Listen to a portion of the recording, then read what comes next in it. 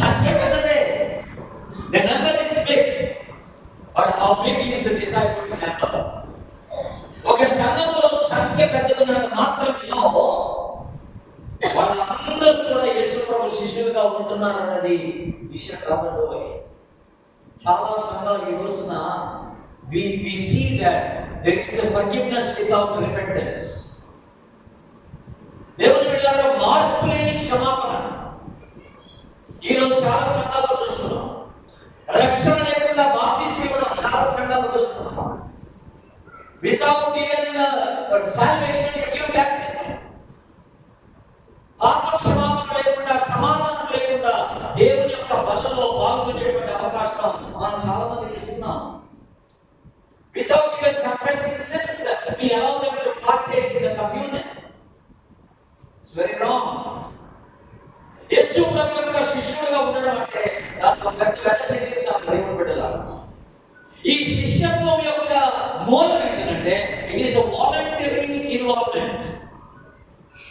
ఇది బలవంతంగా జరిగేది కాదు.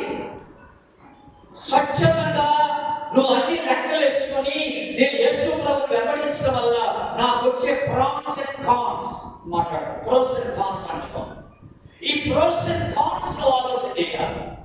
నా పరిణామాలు ఎలా ఉంటాయి నేను యేసు ప్రభు సమర్పించుకుంటే, నేను యేసు క్రీస్తుని వెంబడిస్తే నాకు వచ్చే కష్టం ఎలా ఉంటుంది, నాకు వచ్చే నష్టాలు ఎలా ఉంటాయి, ఇవన్నీ నువ్వు అర్థం చేసుకొని వీటన్నిటిని అంచనా వేసుకొని నువ్వు ప్రభుని వెంబడించవలసిన వాడు మాట నేను మీకు జ్ఞాపకం ఇస్తున్నాను. చాలా స్టడీ చేయాలి. ఆకతాయిగా చేతులు ఎత్తేసి నేను యేసు ప్రభు కోసం వచ్చేస్తానంటే అబద్ధమే.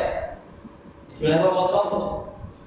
Emotionally you cannot make a commitment to follow Jesus. యేసు ప్రభువుని వెంబడించడం అనేది ఉద్రేకపూర్వకంగా అలా అవ్వదు. నలుగురు చేతులు ఎత్తారు కనుక నేను ఎత్తేస్తానంటే అవ్వదు. మా ఇంట్లో అందరూ నమ్ముతున్నారు కనుక నేను నమ్ముతున్నానంటే అవ్వదండి.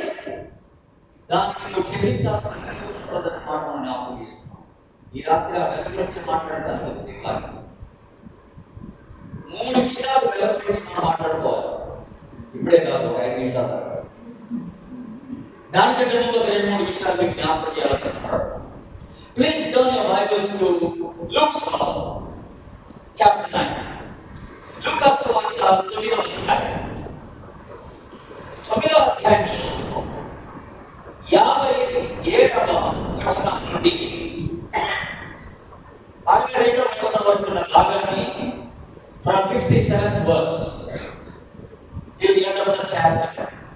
ఆ 62వ వచనం వరకు మనం గమనిస్తే అక్కడ 3 రకాలైన వ్యక్తుల్ని అక్కడ మనకి పరిచయం చేస్తాడు యేసు ప్రభు. అందులో మొదటి రకం ఎవరు అంటే ఫస్ట్ వ్యక్తి తనకు తానుగా యేసు ప్రభు దగ్గరకు వచ్చి ఒక మాట అంటాడు. 57వ వచనంలో మనం కనబడుతుంది, నీవు ఎక్కడికి వెళ్ళినను నేను నీ వెంట వచ్చేది. He volunteered himself to follow Jesus. తనకు తానుగా యేసు ప్రభు దగ్గరికి వచ్చి ప్రభువా నువ్వు ఎక్కడికి వెళ్తే అక్కడికి నీతో పాటు వచ్చేస్తాను అన్నాడు. He was not thinking about the cost.